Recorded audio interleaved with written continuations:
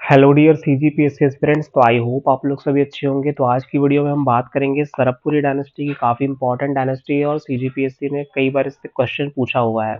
Video में आगे बढ़ने से पहले अगर आपने चैनल को सब्सक्राइब नहीं किया तो प्लीज़ चैनल को सब्सक्राइब कर लीजिएगा। वीडियो पसंद आएगी तो लाइक कर दीजिएगा और अपने दोस्तों के साथ शेयर भी जरूर कर दीजिएगा। ठीक है, तो चलिए आगे बढ़ते हैं।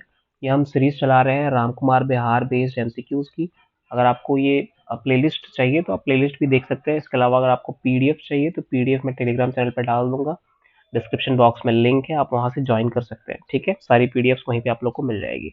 चलिए स्टार्ट करते हैं सरबपुरी राजवंश को। सरबपुरी शासकों ने किसी नए संवत का प्रवर्तन नहीं किया। सरबपुरी शासकों ने गुप्त संवत का प्रयोग जानबूझकर नहीं किया। दोनों कथन सही है, क्योंकि वो किसी की अधीनता स्वीकार नहीं करना चाहते थे। वे पाकाटों के अधीन थे बट वो गुप्तों की अधीनता स्वीकार नहीं करना चाहते थे। इसी कारण 1 एंड 2 दोनों करेक्ट है। वो उन्होंने कोई भी संवत, नया संवत जो है वो जारी नहीं किया था। सरबपुरी राजवंश की शासन की अवधि कितनी मानी जाती है? देखो 11 दशक दिया हुआ है बुक में। 11 दशक का मतलब होता है 110 साल। ठीक है, इसका सही आंसर क्या हो जाएगा? 110 वर्ष। अगला क्वेश्चन, शरबपुरी शासकों के ताम्र पत्रों में तिथि निर्धारण करना कठिन था, इसका मुख्य कारण क्या था? तो संवत या सन जो है उसका सही उल्लेख नहीं किया गया था। यही कारण था कि उनका तिथि निर्धारण सही से नहीं हो पाया। हालांकि आपको 5th और 6th सेंचुरी याद रखना है। अगर आप मेंस लिख रहे हो या फिर प्रीलिम्स के लिए आपको याद रखना, तो 5th से 6th सेंचुरी इनका काल माना गया है। सरबपुरी शासक स्थानीय मूल के थे। वे पहले वकटक शासकों के सामंत थे और बाद में स्वतंत्र हो गए। सरबपुरी स्थानीय मूल के थे, छत्तीसगढ़ के ही थे और पहले वकटक शासकों के सामंत थे और बाद में स्वतंत्र हो गए। हुआ क्या, शरभराज नाम से एक सामंत था वकटकों का, उसने सरबपुर में अपनी राजधानी बसाई और फिर सरबपुरी डायनेस्टी की स्थापना कर दी। दोनों आंसर सही हैं और आर ए की सही व्याख्या करता है। अगला क्वेश्चन, शरबपुरी शासकों के अधिकांश ताम्रपत्र किस स्थान से जारी किए हैं? इस क्वेश्चन का आंसर आप खुद देंगे कमेंट बॉक्स में। ठीक है, तो आई होप आपने इसका आंसर दे दिया होगा। नेक्स्ट क्वेश्चन, सरबपुरी शासकों की राजमुद्रा में निम्नलिखित में से क्या अंकित थी? गजलक्ष्मी अंकन आप लोग को मिलेगा इनके सिक्कों में। देखो, एक शासक थे प्रसन्न मात्र। प्रसन्न मात्र ने गोल्ड कॉइन्स जारी किया था। ये काफी इंपॉर्टेंट है, सीजीपीएससी ने क्वेश्चन पूछ रखा है। इसमें गरुड़,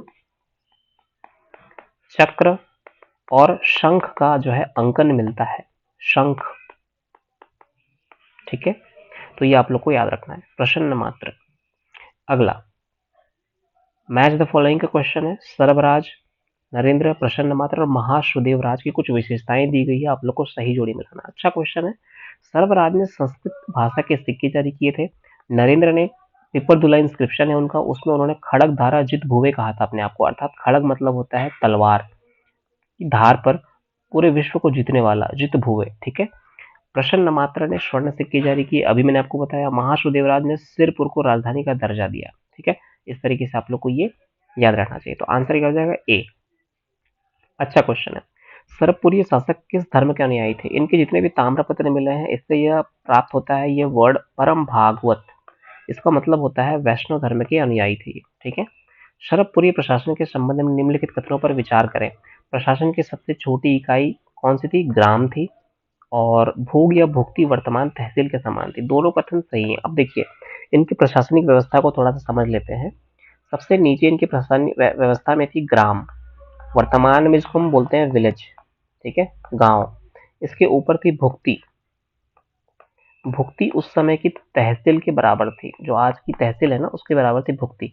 इसके ऊपर एक और यूनिट था, इसको बोलते थे आहार। आहार का मतलब होता है डिस्ट्रिक्ट, जिसको हम बोलते हैं जिला वर्तमान में। ठीक है, तो इस तरीके से इनकी एडमिनिस्ट्रेटिव यूनिट थी। इंपॉर्टेंट है, स्क्रीनशॉट ले लेना।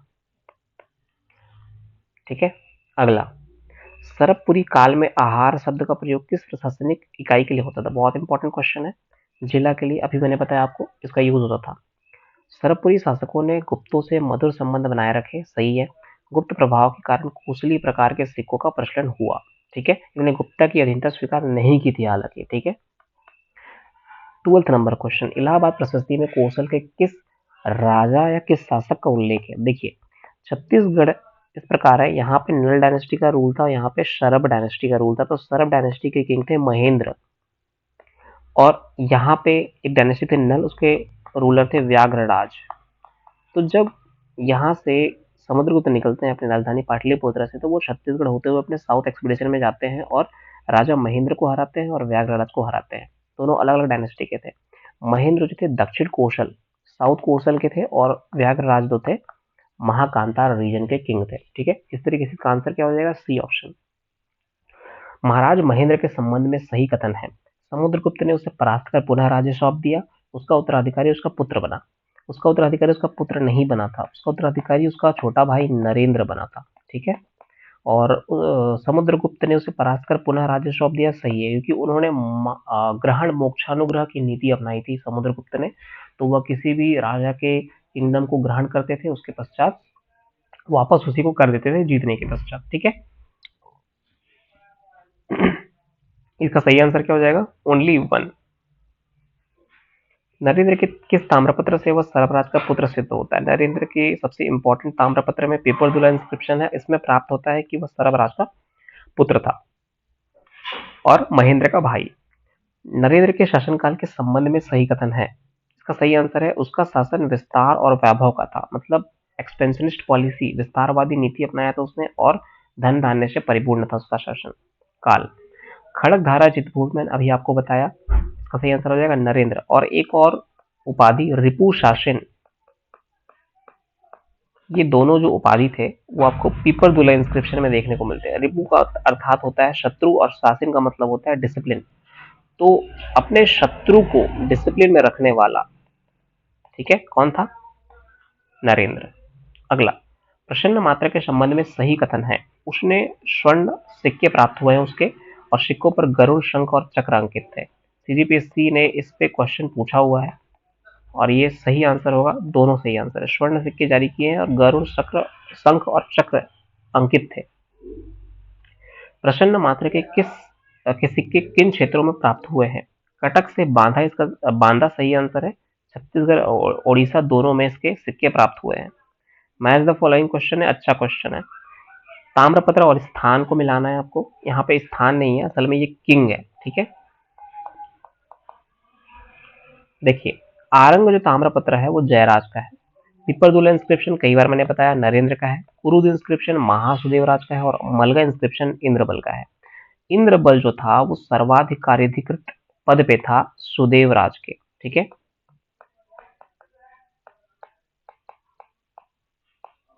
ये एक पद था जिसको हम बोलते हैं सामंत, सामंत जैसा ही था इंद्रबल महासुदेवराज के दरबार में। ठीक है, ये याद रखना है। बाद में इसने, जो कि उदयन का या उदयन का पुत्र था, पांडु डायनेस्टी की स्थापना की थी। ठीक है, इसका सही आंसर क्या हो जाएगा, ए ऑप्शन। महासुदेव राज के समय सिरपुर दूसरी राजधानी बनी, एकदम करेक्ट है। राज्य के दक्षिण भाग की सुरक्षा आवश्यक थी, ऑब्वियसली जब दक्षिण भाग को सुरक्षा की आवश्यकता थी तब उन्होंने सिरपुर को अपनी राजधानी बना लिया। A option is the correct option. शरदपुरी शासकों में सर्वाधिक ताम्रपत्र किसके प्राप्त हुए हैं, इसका सही आंसर है महासुदेव राज के सबसे ज्यादा ताम्रपत्र प्राप्त हुए हैं। महाप्रवर राज के संबंध में सही कथन है, उसने सिरपुर को राजधानी बनाया, उसके समय सरबपुर पर अंतिम अधिकार समाप्त हुआ। दोनों कथन सही है, उसने सिरपुर को राजधानी बनाया, इससे पहले उनके बड़े भाई महासुदेव राज ने भी सिरपुर स्थापित किया और उसको अपनी राजधानी बनाया था। ठीक है, अगला क्वेश्चन, सरबपुरी शासन के अंत के बाद दक्षिण कोशल में किस वंश का उदय हुआ, इसका सही आंसर है पांडु डायनेस्टी। सरबपुर की पहचान के संबंध में सही कथन है, इसकी पहचान निश्चित रूप से सिरपुर से हो चुकी है। मल्हार को सरबपुर मानने का सबसे प्रबल मत है, केवल आरंग को राजधानी माना गया है। सरबपुर उड़ीसा में स्थित था। देखिए सबसे इंपॉर्टेंट चीज तो कि अगर आपसे पूछता है कि सरबपुरी डायनेस्टी के राजधानियां कौन कौन सी थी, सबसे पहले आप लोग लिखना है प्रसन्नपुर, शरबपुर, और तीसरा क्या था, सिरपुर। ठीक है, PSS, ये तीनों इनकी राजधानी रही है, ये आप लोग को याद रखना है। मल्हार को शरबपुर मानने का सबसे प्रबल मत है। ठीक है, शरबपुर की पहचान आज तक विवादित है, विभिन्न इतिहासकार ने अलग अलग स्थानों को शरबपुर माना है। दोनों कथन सही है और जो आर सही व्याख्या करता है एक ही, क्योंकि शरबपुर की पहचान आज तक विवादित है और अलग अलग विद्वान अलग अलग स्थानों को शरबपुर मानते हैं। श्याम कुमार पांडे के अनुसार शरबपुर कौन सा स्थल था, इसका सही आंसर है मल्हार को उन्होंने क्या माना है, शरबपुर माना है। शरबपुरी काल में पूर्व राष्ट्र का शब्द प्रयोग दर्शाता है, प्रशासनिक विभाजन या दो प्रमुख सत्ता। पूर्व राष्ट्र इसमें जो सही आंसर होगा वो दोनों हो जाएगा। प्रशासनिक विभाजन और दो प्रमुख सत्ता दोनों को दिखाता है कौन? पूर्व राष्ट्र। अगला, ताला गांव की विशाल प्रतिमा किस शासक काल से जोड़ा जाता है? सरबपुरी डायनेस्टी से जोड़ा जाता है। इसके अलावा देवरानी जेठानी का टेम्पल भी सरबपुरी क्वींस ने बनवाया था, जो कि सबसे एंशियंट, सबसे पुराना जो है वो मंदिर माना जाता है हमारे छत्तीसगढ़ का, देवरानी जेठानी टेम्पल। शरबपुरी काल के बारे में सही कथन था। इसका जो सही आंसर है वो है आर्य और अनार्य संस्कृति के मध्य सेतु था हमारा सरबपुरी डायनेस्टी। ठीक है, आर्य और अनार्य संस्कृति। सरबपुरी शासकों, अंतिम क्वेश्चन है, सरबपुरी शासकों ने दक्षिण कोशन को सांस्कृतिक रूप से समृद्ध किया, संस्कृत, ब्राह्मण और वैष्णव परंपरा को संरक्षण दिया। दोनों ही कथन सही है, क्योंकि सांस्कृतिक रूप से समृद्ध किया हमारे छत्तीसगढ़ रीजन को, दक्षिण कोशल को, और संस्कृत, ब्राह्मण और वैष्णव परंपरा को संरक्षण दिया गया था। ठीक है, ए option is the correct option. इस तरीके से हमारे सारे जो है क्वेश्चंस कंप्लीट हो गए। अब एक थोड़ा सा डिस्क्रिप्शन और डिस्कशन कर लेते हैं। सबसे पहले किंग जो थे इसके सरब राज थे। इसके बाद जो आए उनका नाम क्या था? सरबराज के बाद कौन आए थे? महेंद्र आए थे। महेंद्र के बाद आए थे नरेंद्र। नरेंद्र के पश्चात जयराज थे। जयराज के बाद सुदेवराज थे। और सुदेवराज के बाद कौन आए? सुदेवराज के बाद आए थे प्रवरराज। ठीक है, तो ये इनका पूरा का पूरा वंशावली है। अब ये जो सरबराज थे इनके पुत्र महेंद्र थे, बट ये दोनों जो थे वो भाई थे, और ये दोनों एक दूसरे के भाई थे। ठीक है, याद रखना, सरबराज जो थे उन्होंने सरबपुर की स्थापना की थी। महेंद्र के समय पे क्या हुआ था? समुद्रगुप्त ने आक्रमण किया था। नरेंद्र जो थे इनका पीपरदुल इंस्क्रिप्शन फेमस है। जयराज उतने फेमस नहीं है। सुदेवराज का सबसे ज्यादा ताम्रपत्र जारी हुआ है, और इनके समय में जो भीमसेन सेकंड थे उन्होंने आक्रमण किया था, इसीलिए इन्होंने प्रवरराज को वहां का गवर्नर नियुक्त कर दिया था। और प्रवरराज जो थे उन्होंने अपनी राजधानी किसको बनाया? सिरपुर को बनाया। स्थापना किसने की थी? सुदेवराज ने की थी। ठीक है, और सुदेवराज का ही सामंत था या सर्वाधिकारी अधिकृत था कौन? इंद्रबल, जो कि पांडु डायनेस्टी से आता था। ठीक है, इस तरीके से आप लोग को पढ़ना है। तो आई होप आपको ये वीडियो पसंद आया होगा, तो चैनल को सब्सक्राइब कर दीजिएगा, वीडियो को लाइक कर दीजिएगा और शेयर जरूर कर दीजिएगा अगर आप लोग को वीडियो पसंद आया तो। ठीक है, मिलते हैं नेक्स्ट वीडियो में जिसमें हम करेंगे पांडु डायनेस्टी। Thank you.